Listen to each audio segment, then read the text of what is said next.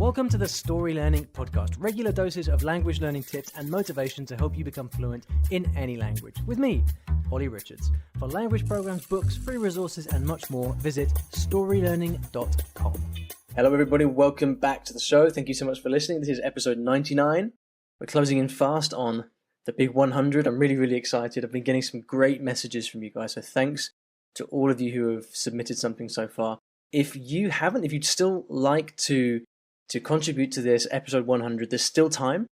All you got to do is go over to iwillteachyoualanguage.com/ask, and I want you to tell me your name, where you're from, and simply one thing about language learning that you've learned from the show, from this podcast or from me or the blog or anything like that. There's still time. So definitely get involved if that's something you'd like to do. Now, we're going to continue the theme of writing today. Is it writing or reading? I guess it's a bit, well, actually it's reading. It's not really writing, but it's kind of related, right?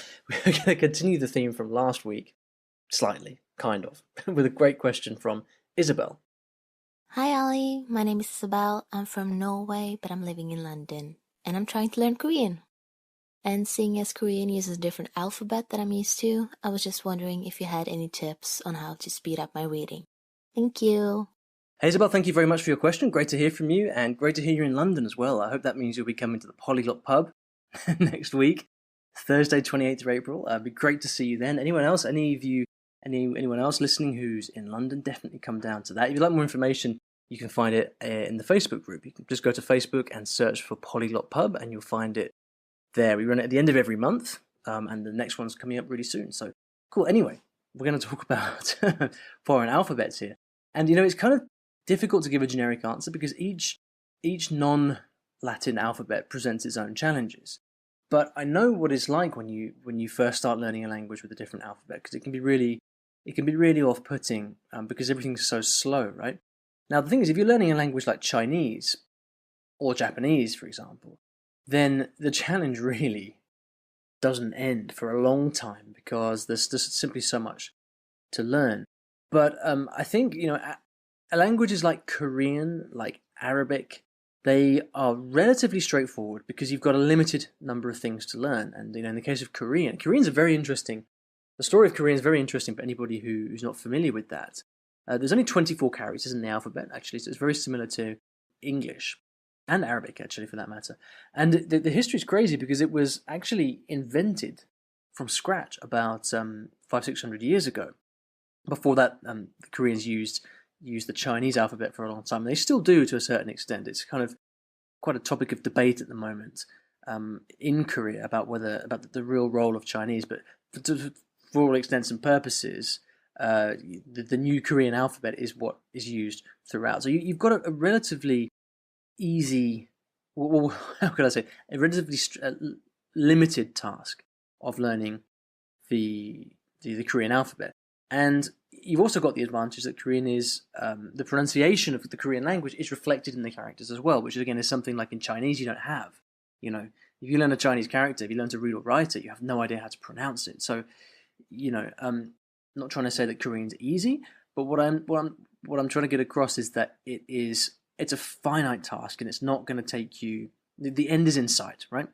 And I think that's important because it means that you, unlike Chinese or Cantonese, you're totally justified in spending a lot of your time right at the beginning really learning to read and write well, because you can do it. It's definitely achievable. And once you do, you've got the huge advantage of being able to keep all of your studies in the language itself. Right? Now, I went through this recently with Arabic, and I made the mistake, I think, because I had previously learned Japanese and Chinese, and obviously both of those have Chinese characters and are difficult for all the reasons that I've explained. And so specifically in the case of Cantonese, used Romanization for a long time, and I still do actually. And so when I started approaching Arabic, I did the same thing. I tried to write in English, but in the Latin alphabet. But I found that was great at the beginning for just being able to record stuff and take notes. But I very quickly found the limitations of that, because there are, you need to be able to read, and there's too much that in the case of Arabic, for example, in the pronunciation is simply not reflected in English characters. So I used to have to kind of invent little symbols for myself to mark the difference between a t and a t, or a k and a ka, for example, in Arabic. So I then went on a mission to learn the Arabic alphabet, and it was actually really easy. To actually get the basic characters. You can do it in a few days. Now, I guess what the stage that you're at, Isabel, I'm guessing, reading between the lines, is that you already know how to read and write Korean, but it's just slow, right? And in that case, there really is only one thing you need to do, okay? Which is to practice. And I know that's not a very helpful answer, but the thing is that, I think there are a number of, little tips and tricks that one could give here for how to perhaps read slightly faster. But 99% of your gains, 99% of what's gonna help you improve your command of Korean, of reading and writing, is going to come from nothing more than practice. It's like learning the numbers in another language. I remember at a recent polyglot workshop, someone asked us, what's the best way to learn the numbers in a foreign language? And the answer we gave was just practice.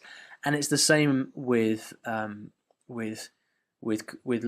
Korean, with learning to read and write the alphabet. It's just practice.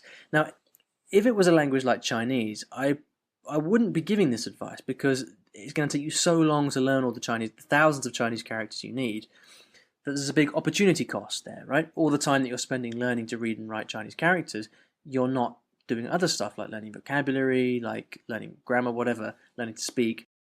But in the case of Korean, because it's restricted, because it's limited, then you absolutely should spend all of your time at the beginning learning to read and write, spend time every day just practicing reading, and it is going to improve really, really quickly. Okay, it's just a case of persisting, and whatever you do, keep away from romanization. Right, 100%. So I hope that's helpful.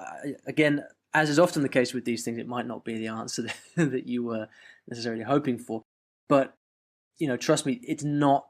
Once you've broken the back of it, it's really not as daunting as it seems. Okay, and especially once your vocabulary starts to improve as well, and you can recognize the words that you're actually reading, because you can sound them out. You're going to improve really, really quickly.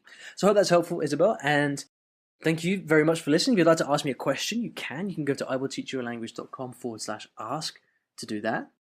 At the end of every episode, I like to leave you with a resource of some kind on the topic of the show, and we've been talking about Korean today, and it really is fascinating. So I'm going to give you an article from the Omniglot blog, which is a huge language reference website, and I'll put the link in the show notes, but it's all about the history of the Korean alphabet. And if you haven't seen the Korean alphabet before, you should definitely check it out, because it's really, really unique, very beautiful as well, very kind of angular, very distinctive. I'll put the link to that in the show notes, which will be at iwillteachyoualanguage.com/episode 99. You know what's up next. It's episode 100. So thank you so much for listening, and I'll see you in the next episode of the podcast. Thanks for listening to today's episode, and in case you didn't already know, I teach languages in a rather unusual way, through stories. Now, stories are a great way to learn a new language, because when you're engrossed in a story, you remember things more easily, and the mechanics of the language just start clicking inside your brain. It's quite something, and if you'd like to find out how you can learn a new language or improve your skills in a language that you already know, and do it with the power of stories, then you should check out my free Story Learning Kit, which will teach you exactly how this method works and how you can use it yourself to learn a new language. Visit storylearning.com/podkit, that's PODKIT, to get free access. Inside, you'll find explanatory videos, masterclasses, worksheets, short stories to practice with, and much, much more. Once again, that is storylearning.com/podkit, PODKIT, and if you're lucky, you might also find a link in the podcast description or show notes of this episode.